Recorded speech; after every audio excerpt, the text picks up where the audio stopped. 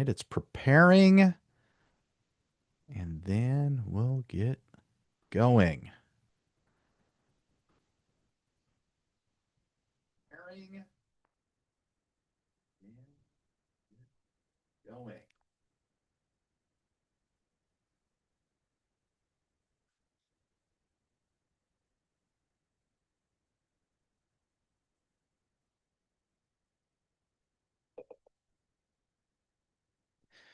All right.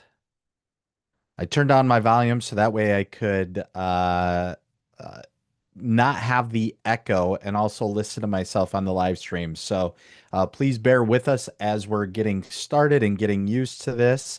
Let me go ahead and minimize this screen just because it can be a little bit distracting. So, all right, I'm going to share my desktop and then we will load the presentation. All right, if you wouldn't mind giving me a thumbs up if you can see the slides, that would be helpful. Or raise your hand. All right. All right, we have a few hand raises. So today we're going to talk about the project manager as a strategist. All right. So we're looking to drive value through the business acumen. So what does that mean? What does that translate to? Ultimately, what it comes down to is we want the organization to receive value from the projects that we are doing. So, uh, uh, to get started, I'm going to share a couple of links. Now, these links I'll put in the description, or rather the chat window. So give me just a quick moment. All right. I just dropped two links. One is for a reframing script as well as the value filter worksheet. Now, these are going to be looking at and supporting our articulation or when we speak to project sponsors or business leaders, because ultimately what it comes down to is we want to be able to translate the value that we are delivering. All right. So we will touch upon this as we progress, but today we're going to go through that journey. All right. We're going to take a look at our roadmap being, what's the hook that we're going after? What's the value as well as outputs, but ultimately that our value is greater than the outputs. The exam relevance as it relates to PMI's test value, as well as stakeholder alignment. We'll touch on some case studies as well as look at some wins, some things that will negatively impact us as well, and then some tools and mechanisms for reuse as well as key takeaways as we close out. So at any point, please feel free to drop a message into the chat window with questions that you may have. Throw up your hand, and I will do my best to pause and take a look and answer those questions. All right. So now jumping into the content. Remember this, if you remember nothing else, remember this. The strategy is not simply doing tasks. A strategy is being able to provide value. It's the overarching. It's not specific, but it's what you are trying to achieve. So, if you're serious about leveling up, hit the like and subscribe button as we go through. And today isn't just simply about doing more. It's about showing you how you can move the needle towards demonstrating business value.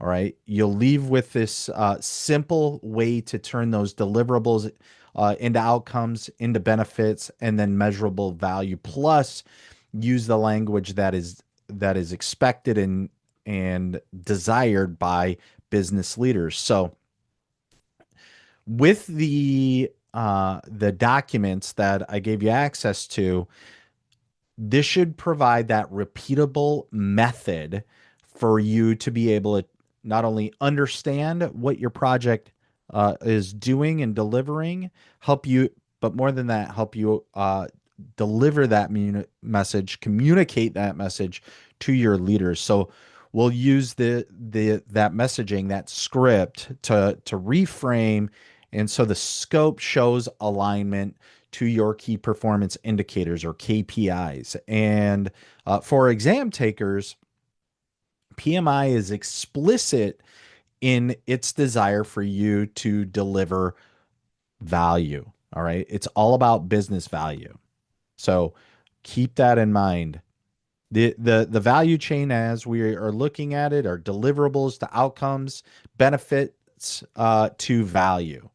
All right. And so it's articulating that, it's communicating that to the right stakeholders so that they understand and showing that there is value added.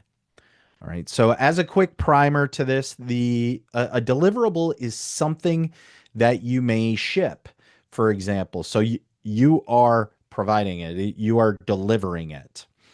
Now, the outcome is what changes. So you deliver this widget and it provides that outcome. It provides that change mechanism. And the benefit is why that change matters.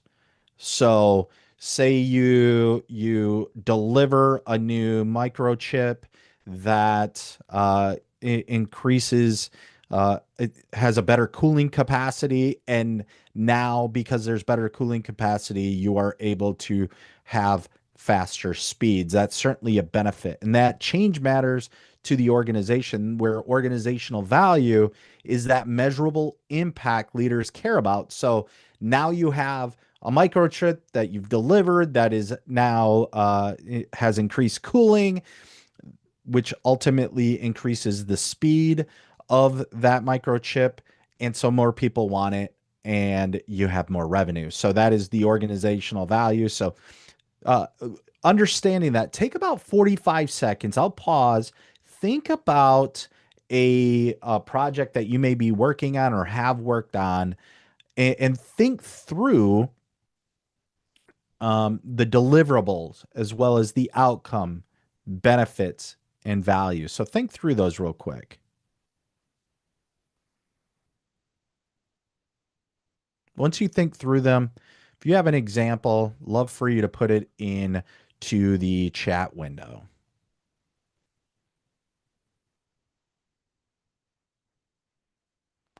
So that deliverable is what you create or build. The outcome is the change behavior or state, and the benefits is the impact realized. uh, Ideally positive impact, and then that that measurable business result is your organizational value. So, all right, we'll move on, but please feel free to put in an experience that you have with deliverables, outcomes, benefits, and organizational value. This mapping helps you to frame and box your idea from a practical perspective, but it also is value added for when the exam comes, because you're looking at things as what you create, the outcome, the benefit, and the organizational value. So if you're getting ready for the exam, that's what you should be thinking about is, all right, how do I create value? And then from a practical perspective, if there isn't value added, then why would you do it? That's ultimately what it comes down to. So, as you think about this, if you're going towards a certified associate in project management, that oftentimes will ask you, the life cycles and understanding and being able to distinguish between the predictive and adaptive approaches as that foundation, where the project management professional or PMP asks you about delivering business value. So the CAPM, it's implied. When it comes to the PMP, it is looking at it more directly. Do you understand that you need to have business value added? All right. So going on to the next slide, we want to provide impact. That is what it comes down to, providing impact. In a predictive setting, sponsors expect a classical control. This is like schedule and cost variance or performance. You're looking at cost and schedule performance ratios, and this is associated with earned value management, sometimes referred to earned value analysis. But ultimately, you're looking at variance as well as the uh, ratios between cost and scheduling. Now, you're also looking at control account variance and how that trends, and then any forecasting. So, looking at the forecast matrix, it could be whether it be cost or schedule, what have you. Now, on the adaptive side, adaptive, remember that is more associated with agile in your flow. You're looking at any lead time measurement. So when you have to order something or do the work for that way for it to catch up to where you currently are. So do you need to order that shipment of goods 2 weeks prior to actually when you need them because it takes time for those to maybe be created and then packaged and then shipped to you. So you need to think about lead time and then your throughput velocity. So the work that you're being done and then work in progress limit effectiveness. You'll also take into consideration sprint and release goals and achievements. But ultimately, what it comes down to is you're looking at the measurement tools and understanding the method specific metrics, whether you're doing predictive or adaptive or some sort of hybrid of both, depending on the situation. And so, when we consider this perspective through the CAP PM, CAPM, the exam content outline specifically calls out applying schedule and cost variances in predictive and understanding the adaptive tracking versus predictive. I'm sorry, not perspective, but adaptive tracking versus predictive. All right. And so using the language to test and then working with the sponsor so that way they understand what you were trying to do. And so remember, this is part of domain one, but it expects you to know the difference between predictive and adaptive and how these items particularly fit. Now, when we to help you more understand what we're referring to, I'm going to give a quick little case study. So, some time ago, I was delivering a dashboard, and the expectations of that dashboard did not translate into value added. All right. And when I say through my lens, value added was to show a revenue increase. So the dashboard we used Looker Studio. It was fantastic. It was beautiful. It's gorgeous, if you will. And we were making progress on it. And the quoted turnaround time was approximately 5 days. And so the win rate didn't necessarily budge. The revenue didn't move. The fix for it. So the whole point of this was to reduce the quote and turnaround times from 5 days down to 2 days, and then we wanted to be able to track the lead time to the quote and get weekly win rates. So 2 weeks later, we saw the lead time drop by 40% and opportunities closed, but the output didn't translate to value. There was not a measurable benefit to this. And so that's the habit. Understanding that, you may be able to create outputs, you may be able to have an outcome, but the outcome and the benefits ultimately need to have business value. And you need to be able to show proof that what you are doing shows value added. And so you want to deliver business value. You want to ensure that you verify the measurement is tracking what you want it to track and the benefits are realized. Okay. It's one thing if you have this fantastic, gorgeous dashboard or widget that's being created, but if it does not add value, organizational value, if the benefits aren't fully realized, then what are you doing it for? You're just working to do work.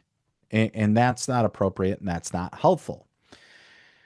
All right. So, to keep our minds around this, just a consideration. I want to balance between the practical aspect and understanding this, but also understanding it from a testing perspective. So, what this slide shows is where PMI explicitly tests the outputs versus outcome distinction. So, you're looking through a PMP lens. You've got task one, so you deliver value incrementally through minimum viable product, otherwise known as MVP, so minimum viable product, and then you're also assessing discrepancies. I'm sorry, assessing dependencies and continued business value.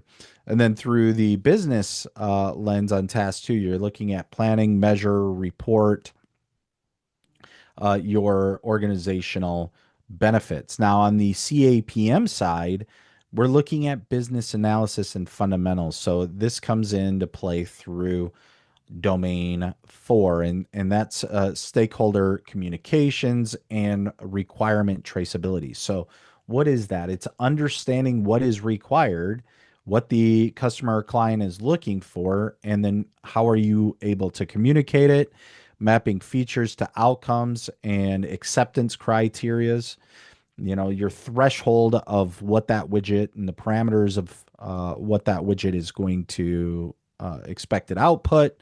All of these things are necessary, and then you're matching the predictive versus the adaptive metrics as required. So, real quick, we're going to jump back. Grace was so kind to provide her deliverables, outcomes, benefits, and organizational value as an example.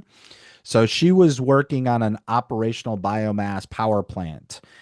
That was the deliverable. So this power plant. The outcome was to shift in energy sourcing towards renewable. It was previous renewable energy. It was previously coal. Now it's looking towards more of the bio type of fuel.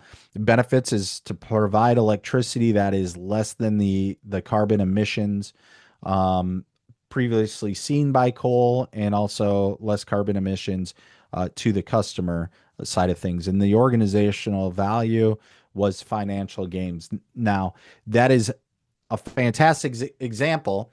Well done, Grace. And this is overarching and a little bit generic. As we go through this, we'll start looking at applying hard data or harder data, if you will. All right. So, out of curiosity, if you wouldn't mind just dropping this into the window, into the chat window, how many of you are either looking to or are pursuing the Certified Associate in Project Management, a PMP? You're still exploring your options, or you're looking at this for just professional development without looking at the exams. If you wouldn't mind dropping your answer, whether it be one, two, three, or four, into the window, that'd be very helpful.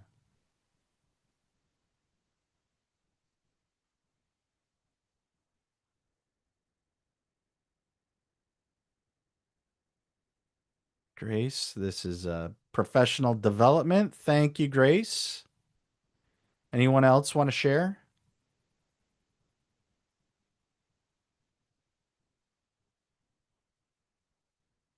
It looks like everybody's just kind of hanging out here listening. So, fair enough. All right. So now, when we look at the business value, we want to make sure that we're in alignment with the stakeholders. So, we ask the question, which specific key performance indicators moves if we execute this effectively? All right, we want to focus on our revenue, the gross margins, our cycle time, our net promoter score, or any safety type metrics. Now, that's not all encompassing and exclusive, but are we im- improving our position on the measurement of key performance indicators? Are we beating the threshold that we're looking for? All right. And if we take a step back and think about it, all right, are we getting some revenue? Is it top line revenue or bottom line revenue? What's our gross margin? Is it increasing? How much time does it take for us to deliver what it is we're trying to deliver? Are our customers promoters? Are they moving up from maybe neutral to promoters, or from detractors to neutral? Where are we seeing these gains? And then certainly if there are any safety considerations, we definitely need to address those expeditiously. All right, and then we want to uh, take a look at our applying our K or OKRs, or our objectives and key results. All right, so normalize our competing priorities using those OKRs, and we'll, excuse me, get 2 to 5 strategic goals with measurable outcomes. That's ultimately what an OKR. We take our strategic objectives and then translate those into measurable outcomes. And then we're looking at balance indicators. So we're choosing the leading indicators on a predictive side versus lagging indicators on the results, ultimately to prove progress towards our objectives. All right. We want it to be quick. We want to maintain our momentum, etc. Because otherwise, if it takes forever, we're not meeting what we have. So when you pick your key results, you want to balance those leading and lagging indicators, those leading metrics that you prove you're moving quickly. Lagging metrics validate the final benefits. For alignment, conversions lead with the KPIs, not the feature. So understand, follow the KPIs, leverage the OKRs, and then simply switch turns a request into a business conversation instead of simply a change ticket. So what do I mean by that? Understand where you are in the process. Are Have you identified those lead and lag indicators? Are they in alignment with your objectives? So the strategic objectives, are they measurable? Are you meeting what you intend to meet based on the different focus areas? That's ultimately what it comes down to. All right. Now, I spoke to this as a quick reference, was the reframing script. So this is something that you are going to use and leverage to relay to your project sponsor or senior leaderships. And so you can memorize this one sentence. And ultimately it gives you the it buys you two things. It buys you the alignment that you need, and then a clean exit if the change doesn't move the needle forward. So you are constantly keeping people involved. You're keeping key stakeholders aware. And what you'll do is you'll simply fill in the blanks. Everywhere you see these brackets are consideration areas. So just as a primer of it, you'll you're talking to your project sponsor, and how we test this with a minimum risk. We run you give the time frame on, in this instance, it may be a pilot targeting the key performance indicator. And so you identify it by name, by the expected impact. If we see the KPI move by whatever your threshold is, we scale. If not, we stop and reassess on the date. Sorry about that. And then you look at the estimated effort, so the number of full-time equivalent days or costs, and then who is responsible for it. So who's the owner? And you can use this script, this broad script, whether it be finance or in operations and customer, dealing with customers or safety and compliance. So from the finance, you're looking at the margin or return on investment, net present value or payback period. Operations, you could be looking at this through lead times or cycle times, throughput, work in progress, customer satisfaction, net promoter score, retention, conversion rates, and safety and compliance. It could be incident rates or time to closure, audit pass rates, etc.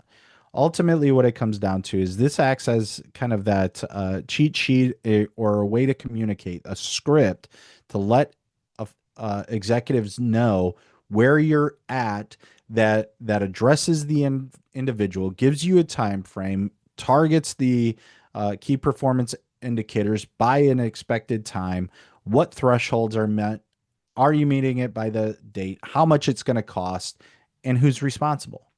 So the who, what, when, where, why of what you are trying to do, ultimately to create business value. And you're doing that in a clear and concise manner. So here's a real example. A sponsor wanted to add 12 compliance fields in mid sprint. So after a quick triage, we identified the sponsor key performance indicator, which is first pass compliance rate and time to production. The engineering impact was +3 days and higher quality assurance costs. And we use the value filter logic. So we picked the smallest slice that could move the key performance indicator. We proposed a 2 week value time to value and implemented 3 fields. We measured the first pass compliance and ops efforts. We set the 15% improvement as a go no go threshold, and the pilot brought the alignment and avoided the full schedule hit. So the key takeaway: a short KPI linked pilot converted the scope fights into a fully funded experiment. So we went from a pilot to fully funded, and uh, we were able to achieve that particular outcome. So that is ultimately a big W. Now, from the exam perspective, one of the things that you ought to think about is stakeholder alignment plus scope control. It directly aligns with the PMP from a CAPM perspective. Business analytics or business analysis has traceability and acceptance criteria, and that's satisfied by your FPV. So, and we'll go into FPV a little in a little bit more detail in a bit. All right. So now, looking at another case study, here's a construction case study. So it's not all IT related. The context: this is a mid-project owner request to upgrade the lobby finish with a premium stone and feature wall installation. So the key constraints is we had to have a fixed complete date, limited contingency budget, a single QA team, safety compliance requirements. With the sponsor goals, it's potential to accelerate leasing velocity and command rate premiums, rent premiums, while managing the cost, the time, and the quality risks. So this is a very real issue. And so the job is to treat it like a business decision, so not a wish list. Today, we're ultimately going to look at this. What I want you to start thinking through is, all right, what are the key performance indicators to pick proof matrix? What about OKR, so the objectives and key results, and we can build a script to frame this to our uh, our our stakeholders. So think through this. I'm going to pause real quick. Take this information and think through this real quick. Well, what does that look like? All right. What are the deliverables? What are the uh, objectives? What are the or the outcomes? What are the benefits? And what's the business value associated with it?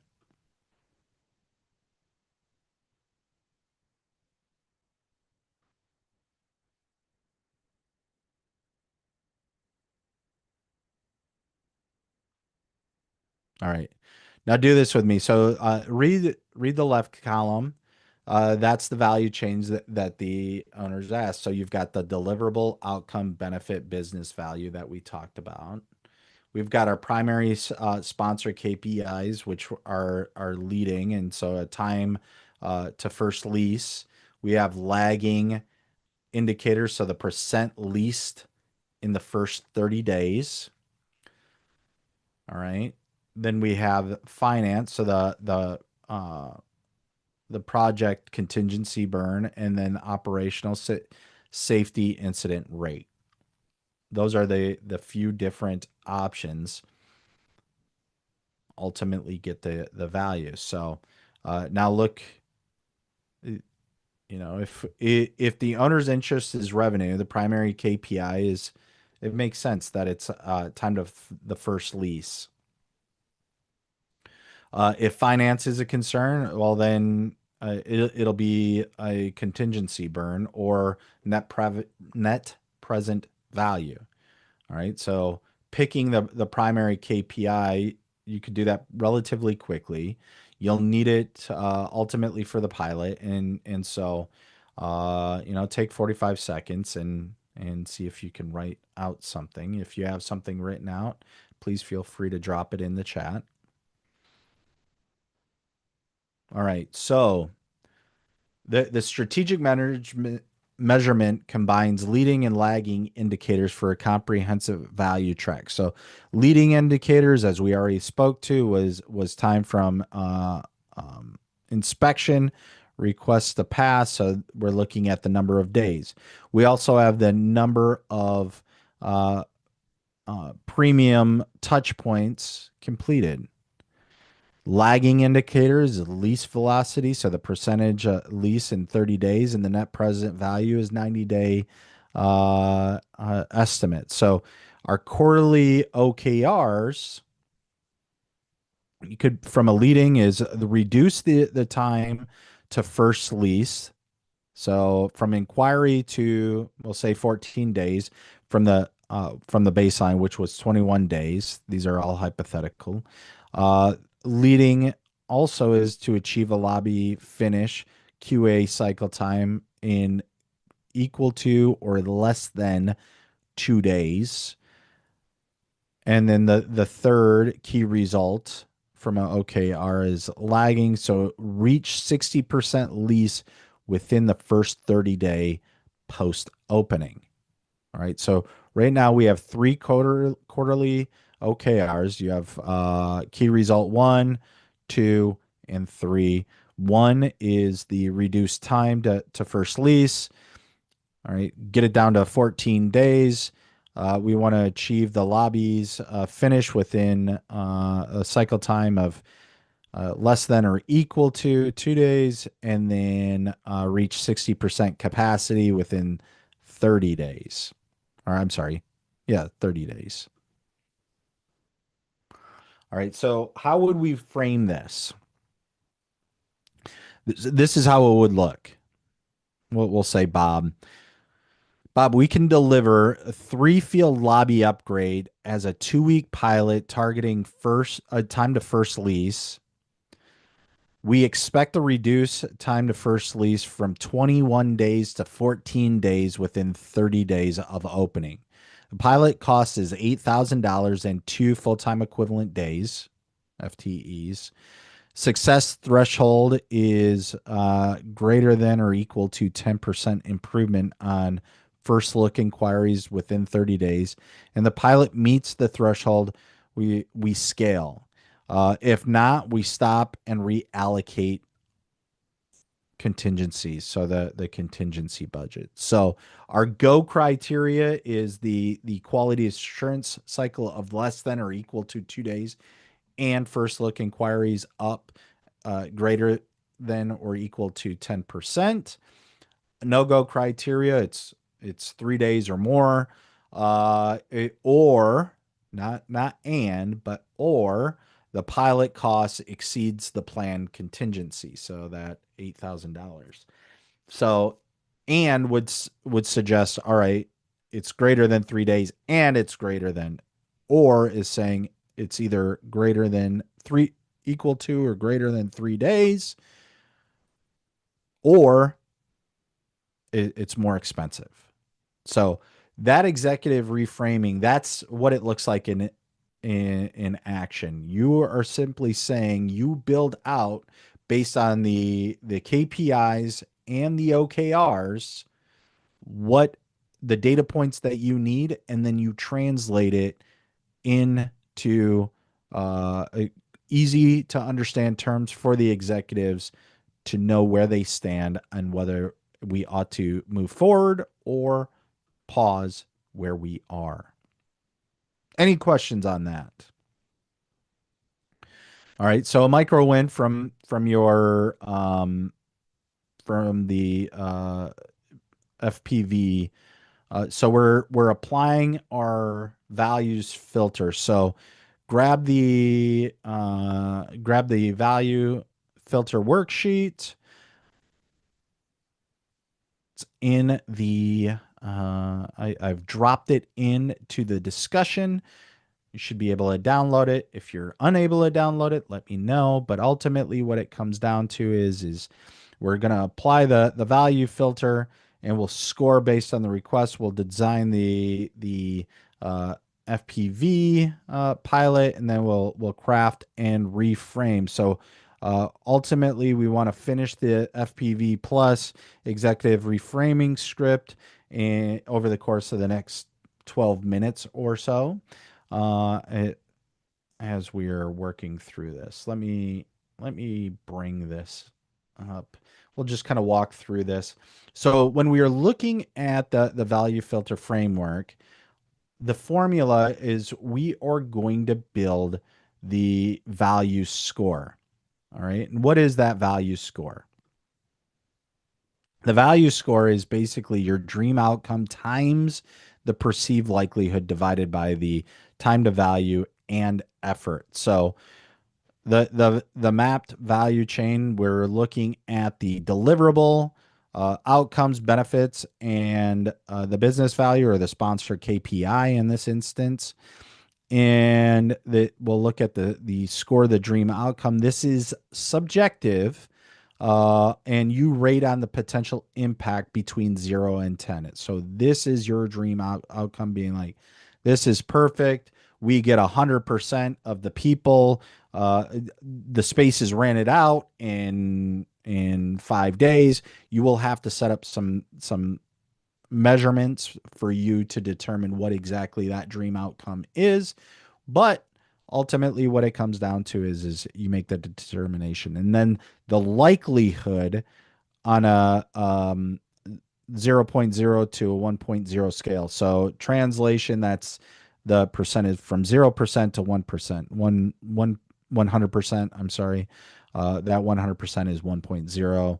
0% likelihood that it's going to happen is 0.0%. How many weeks do you expect this to happen?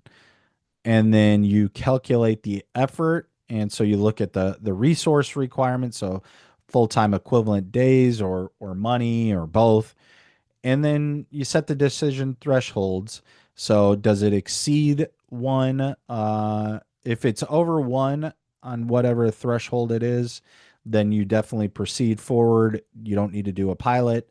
If it's between 60%, 99%, do a control test first before you go into full implementation.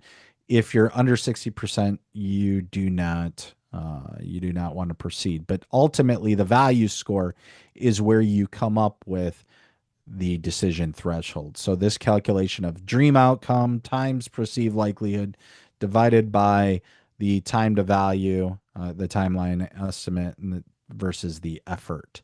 So if that score, that value score comes out greater than one, move forward. Zero point 0.6 to 90.99, do a test case. If not, kill it. All right. So when we were building this credible proof, we're looking at some of our lessons learned documents. All right. So we look at, are there any internal precedents? All right. So do we identify um, who accomplished similar outcomes within your organization? Has it happened? So you're looking at your OPAs, if you will, your um, organizational process assets, lesson learned documents. All right, you'll leverage that historical data and see similar. Then, if you don't have anything similar internally, then you move out to industry benchmarks. Okay. And if there are industry benchmarks, you take those case studies, you translate it into the project that you're working with, and you establish those realistic expectations. So it's not you simply shooting from the hip, so to speak.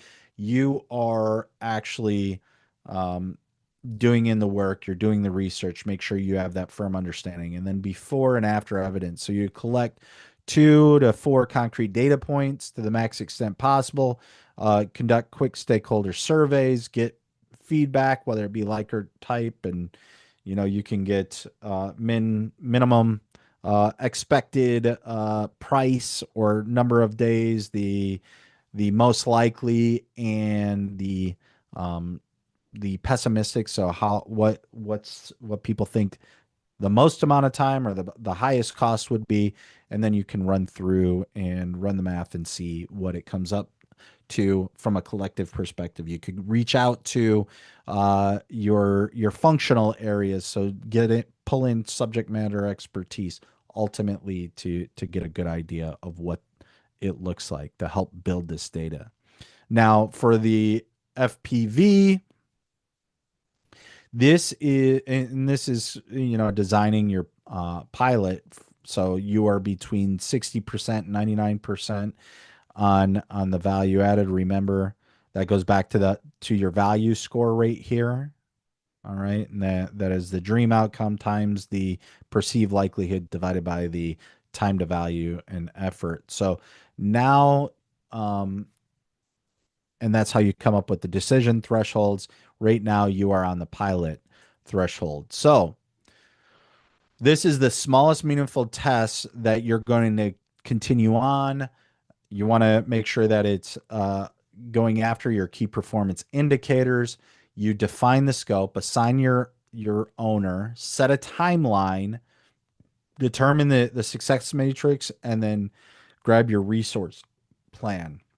So again, you've got the information. This is how you relay it. That's that 30-second frame that you translate it to your sponsor and other key stakeholders. This creates that clear expectations, establishes the success criteria, providing ensuring that it's a controlled risk environment, and it's all based on data. You are providing data driven decisions. All right. That is what you are doing. So don't get caught in the traps of, all right, the results versus vanity metrics and, or activity based key result traps. All right. I got to tell you, I have been guilty of multiple, all three of these. And that's why, in part, why I bring them up. So what's the problem with these various different traps? So if we're looking at the result trap, all you're doing is focusing on creating that output, making sure that you complete what you can complete without assessing business value. All right. So you can always state the measurable outcomes. and the benefits. Don't simply focus on the tasks. It is so easy to simply focus on the task because you're creating that widget, you're creating this service, you're creating these things. Um, yeah, I just as a prime example for myself, sometimes I get focused on our organization and team to create uh um various different content to push out without taking a step back and saying, hey, look, what benefit are we actually trying to achieve? What benefit are we trying to achieve for the customer? What type of increases are we trying to see from, say, search engine optimization? Those are all very real questions that ought to be asked of what we are doing and why we're doing it. And then we got to ask, all right, does it make more sense to create more content or create more value added content, which is going to drive that needle forward more? And that's a question that myself and the ops director need to be asking ourselves, as well as the editors. Uh, so these are very real questions, but this also needs to be translated into valuable information to drive us forward for success. Now, the vanity metrics. All right, this tracks likes or page views or installs uh, without any real impact. So think about social media. All right, you get a bunch of likes, you get a bunch of followers. Are those bots? Are those real? Does that actually bring anything to the bottom line? In fact, myself and our social media manager had this very conversation about, all right, yes, we have a higher number of followers on some social media platforms versus others, but does that translate into true business value, or is it just, a feel good type of perspective? That's a real question. Then there is the key results. So writing key results, so complete X tasks rather than determining outcomes. So saying, going back to pushing out articles, are we pushing out 50 articles but now they're not really having any true result? Are our number of site visitors lessening? Are the people who are using our templates or services or what have you, are those increasing or decreasing? And so our key results must represent measurable as results, and not simply doing things for the sake of doing things. And so these patterns are focusing on what is important, which is value, and to avoid the traps that these lay. Because ultimately, this will kill the credibility of what it is you're trying to do because you're focusing on the wrong things. And so, translating this over, these patterns directly connect to your PMI, and it emphasizes delivering on measurable business value and also understanding business analysis clarity. So, some tools and mechanisms outside of the couple of documents that I provided. All right. On the predictive side, what will help you with what you're doing? Understanding your work breakdown structure. So, if you remember, your work breakdown structure is the hierarchical decomposition of all the work to be performed on the project. So what does that mean?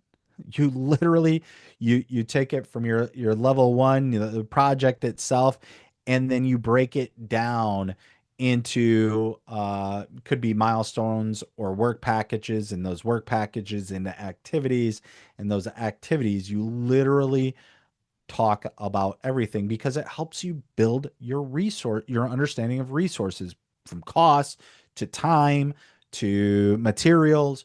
All of those things all are through the WBS, your work breakdown structure.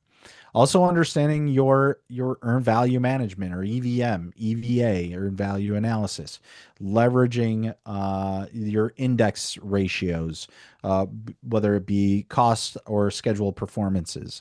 All right. Looking at the variance analysis and to provide that cost and schedule performance. That's ultimately what it comes down to. You also look at variance in forecasting. So if you're forecasting that present value and the payback period, if it's not tied to that, why are you doing it? And then also any changing in baselines. So you want to control to the extent that you can to ensure that you are meeting your key performance indicators, that there's changes that are actually driving the needle forward. Okay. Now, on the adaptive side, as well as the business analysis side, so we are looking at lead time and cycle time for adaptive agile. We're looking at the throughput and work in progress, as well as the sprint time and cycles, release goals. So it should be short and testable, as well as any roadmaps ultimately leading to your out objectives and key results. Now, from a business analysis perspective, you're looking at it from traceability. So understanding the requirements that are needed, linking it from the backlog to acceptance criteria, and acceptance criteria is linking it to your key performance indicators. With your acceptance criteria tied to not only your KPIs, but as well as your key results. And so you do release slicing. And so moving from your KPIs within the specific pilot window, typically 1 to 2 weeks, and then automated dashboards, ensuring that your indicators and trends are all moving in the correct direction. So your strategic transformation. So stop trying to sell your deliverables and actually start delivering. All right. Stop trying to sell it and actually just deliver. That is ultimately what it comes down to. Understand your deliverables, the outcomes, the benefits, and then how that translates into your organizational value. Step through that understanding. Leverage your key performance indicators or KPIs. Understand and develop your objectives and key results. Grab that information, throw it into your script to be able to translate to the owner the who, what, when, where, why information based on the time, based on the KPI or the key result, based on your percentage of increases on financial, could be safety, it could be schedule, it could be you know several different factors, but ultimately you're translating it and it should be directly in line with the key outcomes.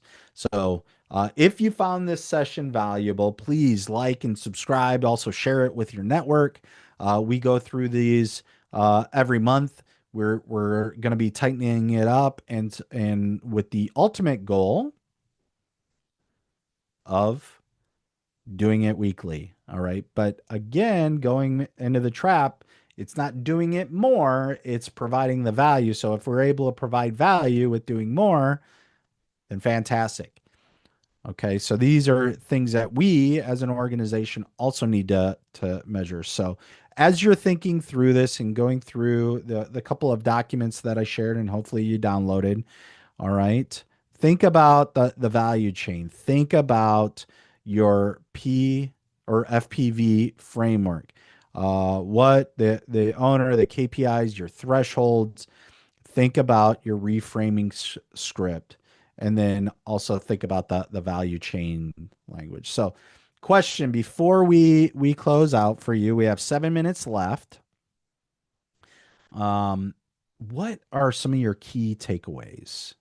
And are you planning on implementing any of these this week?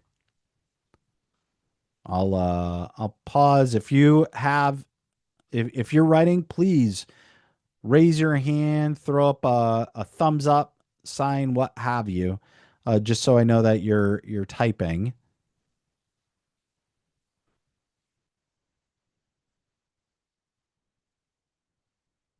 All right. I don't see anything. You guys aren't going to do anything. You're not going to have any key takeaways from this week. Oh shoot. All right, maybe we just need to absorb. This is a dense topic. This is a dense discussion. So there's a lot to it. It's heavy, and so that's completely understandable. All right. So, what I would encourage you to do is to think about your specific tools and frameworks, your approaches, how you're going to go about this, how you're going to translate this to your particular team. So, questions for me. We have a few minutes left. It looks like my slide timing versus the actual time is a little off. I have 4 minutes left. Mark wrote the importance of delivering value versus delivering the output. Yes, that is a that is the exact takeaway that we should be providing. So it sometimes it's about delivering quantity, but if that quantity doesn't fit the quality parameters, are you creating value? Ultimately, it comes down to creating value. So that's the takeaway. And these are some ways that you can measure delivering that value. So, with that, thank you so much for your time. And I look forward to getting some feedback from you all. And we will see you on the next call.